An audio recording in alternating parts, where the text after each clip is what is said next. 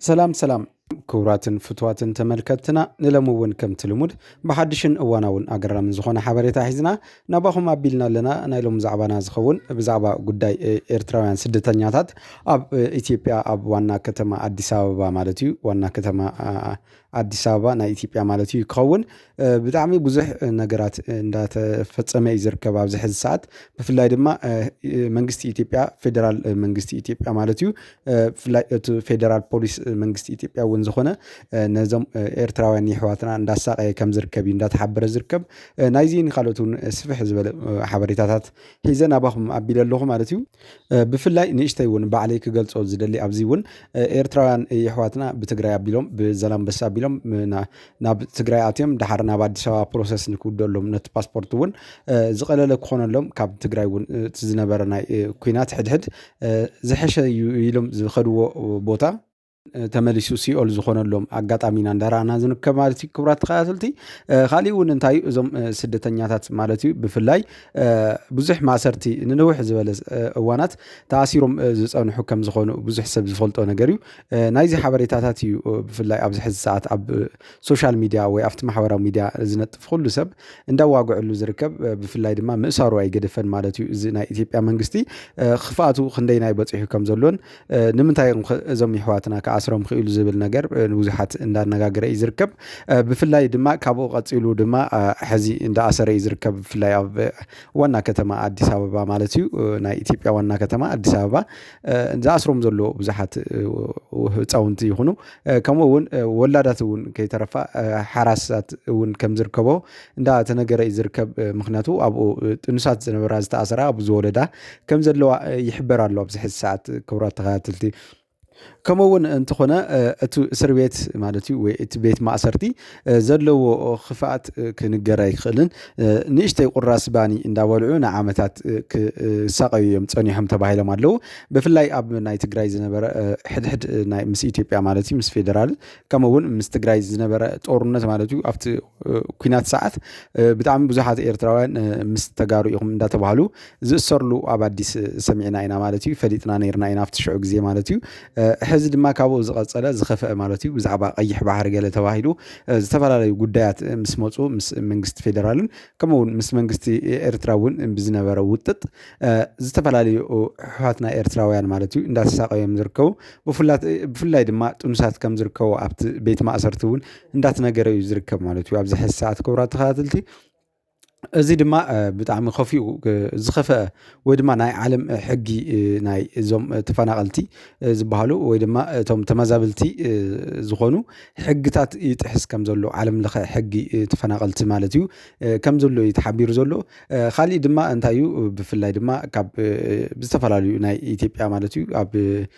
ብፍላይ ካብ አዲስ አበባ ዝርከቡ ኤርትራውያን ማለት እዩ እንዳኣረየ እቶም ስደተኛታት እንዳጓሓፈ ብኤርትራ ኣቢሉ ናብ ዓሰብ ይርከቦም ከም ዘሎ እዩ ዝፍለጥ ዘሎ ኣብዚ ሕዚ ሰዓት ብፍላይ ኣብዚ ለምቆነ ድማ ዝረኣናዮ ማለት እዩ ብጣዕሚ ዘሕዝን ብዙሓት እውን ነጠፍቲ ሰብ ሚድያ ይኹኑ ኣብ ማሕበራዊ ሚድያ ዝነጥፉ ሰባት እውን ብዙሕ ነገር ዝሃብዎ ሓበሬታ ኣሎ።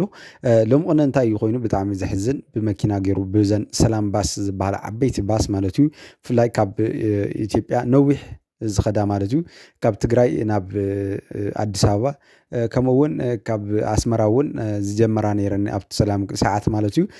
ነዚ እዩ ድማ ሕዚ ድማ ንምንታይ ተጠቒሙለን ዘሎ ማለት እዩ መንግስቲ ኢትዮጵያ ብፍላይ ፌደራል ፖሊስ ማለት እዩ እዞም ተኣሲሮም ዝነበሩ ኣብዚ ለምቆነ ብፍላይ ንኣስታት 5-6 ዓመት እውን ኣብ ቤት ማእሰርቲ ጠያቕ ዘይብሎም ምግቢ እውን ሓንቲ ባኒ ምስ ሓንቲ ቀጣን ሻሂ ማለት እዩ ሽኮር እንኳን ዘይብላ እዮም እንዳተባሃው ፀኒሖም እስካብ ሕጂ ማለት እዩ ብጣዕሚ ዘሕዝን። ሕዚ ድማ እንታይ ገይርዎም ዘሎ ካብቲ ቤት ማእሰርቲ ምሸት ብምሸት እዩ ኸይዱ ብዘን ሰላም ባስ ዝበልኩም ንኣስታት 100 ገለን ሰብ ዝሕዛ በን ዓኪቱ ማለት እዩ ከምዚ ዓጉዱ ኣብ ውሽጢ እዩ ወሲድዎም ንኣስታት 100 ገለን ሰባት ማለት እዩ። ብፍላይ ድማ ኣብ ዓፋር ከም ዘብፅሖም እውን ዝተሓበረ ነገር ኣሎ እዩ ማለት እዩ። ብድሕሪኡ ግን እንታይ እዮም እቶም ኤርትራውያን እውን ኣብቲ ኤርትራ እውን ዝኸፍአ ነገር ስለ ዘሎ ናብ ማዓስከር ውትድርና እውን ከይኣትው ብምፍርሖም ብፍላይ ድማ እቲ ዝነበረ ኣብ አዲስ አበባ እውን ምቾት ኣብ አዲስ ማለት እዩ ምቾት ስለ ዝለመዱ እውን ሰሪሖም ዝበልዑ ዝነበሩ ናብ ውትድርና ናብ ካሊእ ጦርነት ከኣትዩ ስለ ዘይደልዩ እውን ነጢሮም ዝኸድሉ ኣጋጣሚ እዩ ተራእዩ ማለት እዩ ካብታ ባስ ነጢሮም ክጎዩ ካድሙ ኣብ ዝፈተኑ ሰዓት ግን እቶም ፌደራል ኢትዮጵያ ማለት እዩ ናይ ኢትዮጵያ ፌደራል መንግስቲ ፖላይስ ዝኾኑ ተኽሲ እዮም ገጢሞምሎም ነቶም ዝሃደሙ ማለት እዩ ኤርትራውያን ኣሕዋትና ድሓር እቶም ዝሃደሙ እውን ገሊኦም ሞይቶም እዮም ብርክት ዝበሉ ሞይቶም እዮም ብርክት ዝበሉ ድማ ኣብ ስቃይን ኣብ ከቢድ መጉዳእትን ከም ዝርከቡ ከምኡውን ወሲዶም እቶም ከምልጡ ዝፈተኑ እውን ብኢድ ዝተተሓዙ ማለት እዩ ኢድ ብኢድ ወሲዶም የሳቂዎም ከም ዘለው እዩ ዝሕበር ዘሎ ኣብዚ ሕዚ ሰዓት ብፍላይ ድማ ብጣዕሚ ዝሕዝን ነገር እዚ ኩነታት እዚ ክፍጠር ኢልካ ዘይሕሰብ ነገር እዩ ኣብዚ ሕዚ ሰዓት ኣብ ዝማዕበለ ዓዲ ኮይኑ ዝነበረ ኣብ ዝማዕበለ ዓለም ማለት እዩ ክነብር ዝሓስብ ዘሎ ሰብ እዚ ግፍዕታት እዚ ክበፅሑ ዘሎ እንከሎ ብጣዕሚ ዘሕዝን ማለት እዩ መሕዘኒ ዝኾነ ነገራት እዩ ዘሎ ካሊእ እውን እንታይ እዩ ብፍላይ ድማ ኣብ ኣዲስ ኣበባ ምእሳር ከም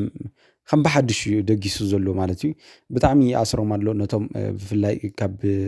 ትግራይ ዝኸዱ ኤርትራውያን ማለት እዩ ኣብ ትግራይ በቲ ዘሎ ምስ ሒዋቶም ኮይኖም እኳ ንከይነብሩ እቲ ዝነበረ ጦርነት ወይ እቲ ዝነበረ ሕድሕድ ኩናት ሃሲቦም ናብ ኣዲስ ኣበባ ምስ ኸዱ ንሕዚ ግን ብጣዕሚ ከፊጎም ከም ዘሎ ብፍላይ ኣብ 22 ዝበሃል 22 ቀበሌ ይመስለኒ እንተዘይተጋጊ 22 ዝበሃል ፍሉይ ቦታ ኣብኡ ብጣዕሚ ይሳቀይ ከም ዘለው እዩ ዝሕበር ዘሎ ኣብዚ ሕዚ ሰዓት እና ኤርትራውያን ኣሕዋተይ ብፍላይ ድማ ኣብ ደገት ዘለኹም ነቶም ኣብ ኢትዮጵያ ኣብ ኣዲስ ኮይኖም ዝሳቀይ ዘለው ኣሕዋትኩም ማለት እዩ ንስኹም ንእሽተይ ነታ ምቾት ይትረፈና ኢልኩም እቲ ፕሮሰስ ወዲኹም ወይ ናባኹም ክትስሕብዎም ወይ ካልኦት ናይ ኣፍሪካ ሃገራት ንክኸዱ ክትሕግዝዎም ይግባእ ክብል ይፈቱ ማለት እዩ በዚ ኣጋጣሚ በዚ ሓበሬታ እዚ ምስ ተራኸብናሉ ማለት እዩ ካሊእ እውን እንታይ ኣሎ እቲ ኤርትራውያን ብፍላይ ኣብ ትግራይ እቲ ዝሐሸ መንበር እምበር ስውን እታ ዘላ ኢኮኖሚ ስለ ዝተሃሰይት እምበር ምንም ዝነኽኦም ነገር የለን ምንም ምስ ሒዋቶም ኮይኖም ኣብ ቤተክርስትያን ኣንጊሆም ዝስዒሞም ምስሖም መሲሖም ቡናኦም ሰትዮም ኣብ ሓደ ኣብ ሓንቲ ግቢ ማለት እዩ ተኻርዮም ዝነብሩ ኤርትራውያን ተጋሩ ኣሕዋት ንርኢ ኣለና ኣብ ኣዲስ ግን ብጣዕሚ ዝኸፈአ ኮይኑዎም ኣሎ ብፍላይ ድማ እቲ ዋና ዕንቅፋት ኮይኑ ዘሎ እቲ ቋንቋ ንባዕሉ እውን ኣሎ ማለት እዩ እና ድሕርዛ ሓፃር መሰጋገሪት እውን ንእሽተይ ሓበሬታ ክትልወና ማለት እዩ ሓውና ዝበለና ነገር ሰም ሰማዕና መደብና ክንውደይና ማለት እዩ ናይ ሎሚ ክንፍጽም ኢና ኣብዚ ሰሰና ይኹን ሰናይ ምክትታል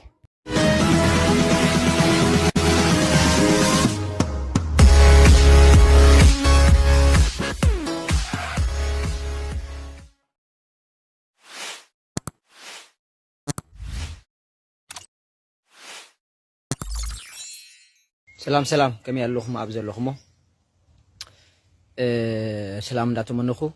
حج دما بزعباتهم تمالي نزاربولهم زنبرنا إرتراويان